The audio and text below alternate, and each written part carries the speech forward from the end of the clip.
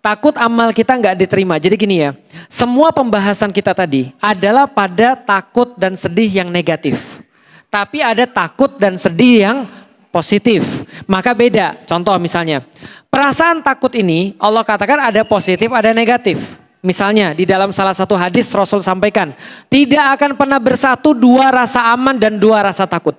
Berarti ada juga aman yang positif, ada juga aman yang negatif. Apa maksudnya? Kata Rasulullah, siapa yang aman dari Allah, merasa aman dari Allah di dunia, akan takut dengan Allah di akhirat. Dan siapa yang merasa takut dengan Allah di dunia, maka dia akan aman dari Allah di akhirat. Berarti ada rasa takut yang positif, ada rasa takut yang negatif. Ada rasa sedih yang positif, ada rasa sedih yang negatif. Overthinking, insecure, ada yang positif, ada yang negatif. Yang kita maksud semua yang negatif.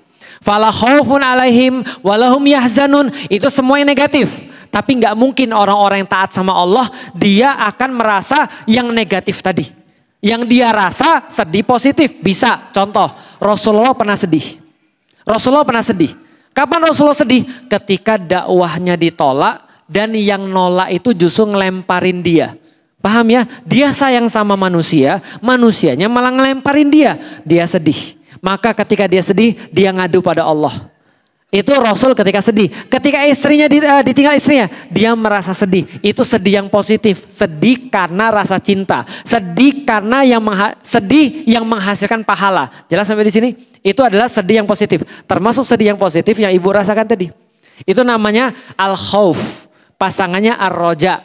Dalam ibadah Rasulullah menyampaikan ada dua yang harus kita penuhi. Pertama, al-khauf, rasa khawatir, rasa sedih, jangan-jangan amal kita salah atau tidak diterima. Tapi ada roja, rasa harap-harap, pengen banget amal kita juga diterima. Jadi jangan khauf semuanya, nanti malah jadi ditakut-takuti syaitan. Contoh, Allah.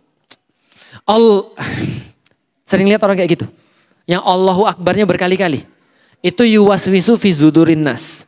Dia merasa kayak hidup dia tuh kayak nggak diterima terus itu. Takbirnya itu. Diulang-ulang terus. Lama-lama dia nggak khusyuk. Malah ribetnya di Allah. Kenapa Allah terus? Ini belum tetap hati saya. Udah langsung Allahu Akbar. Udah selesai. Harap diterima, cemas nggak apa-apa, tapi ada harapannya. Karena kalau cuma cemas doang, dia jadinya nanti was-was. Ada teman saya kerjanya wudhu terus, serius, wudhu terus, bentar-bentar wudhu, bentar-bentar wudhu, bentar-bentar. Saya tanya, kenapa kamu wudhu terus? Dia bilang, aku takutnya aku batal. Makanya di dalam Islam dikasih tahu hukum fikih. Was-was itu dari syaitan. Maka hilangkan was-was kata Rasulullah. Contoh ya, Anda sudah wudhu nih. Lalu ketika mau sholat, sudah adzan, sudah qomat, Anda mikir begini, saya sudah batal atau belum ya? Itu was-was kan ya? Saya sudah batal atau belum ya? Maka kata Rasulullah, balik ke yang sudah pasti. Yang sudah pasti apa? Sudah wudhu. Itu kan udah pasti kan ya? Yang ragu-ragu apa? Batal. Tinggalin yang ragu-ragu. Tinggalin yang ragu-ragu. Bismillah, Allahu Akbar, sholat. Karena kita ragu-ragu batal atau tidak. Yang sudah pasti adalah wudhu. Faham sampai di sini? Beda pertanyaannya gini. Anda sudah pasti belum wudhu. Anda sudah pasti belum wudhu. Lalu Anda pertanyaannya, sudah wudhu atau belum ya? Maka jawabannya adalah yang sudah pasti belum wudhu. Yang ragu-ragu wudhu atau belum. Maka tinggalkan yang ragu-ragu, wudhu lagi. Jelas sampai di sini? Tapi kadang-kadang syaitan tuh begitu buat kita tuh kayak kayak enggak pasti dalam ibadah. Nah maka tinggalkan yang kayak gini-gini. Nah maka kalau misalnya kita bicara tentang tadi, misalnya contoh kalau ada amal kita takut kita enggak diterima, itu adalah sesuatu yang bagus. Tapi kita harus juga punya roja, berharap bahwa amal kita diterima. Itu adalah perasaan satu paket bagi seorang muslim. Alhamdulillah saya udah umroh, tapi umroh saya diterima enggak ya? Kayaknya diterimalah, Allah tuh maha baik. Tapi kayaknya masih kurang. Gitu bagus. Paham ya? Itu adalah takut dan rasa sedih yang bagus.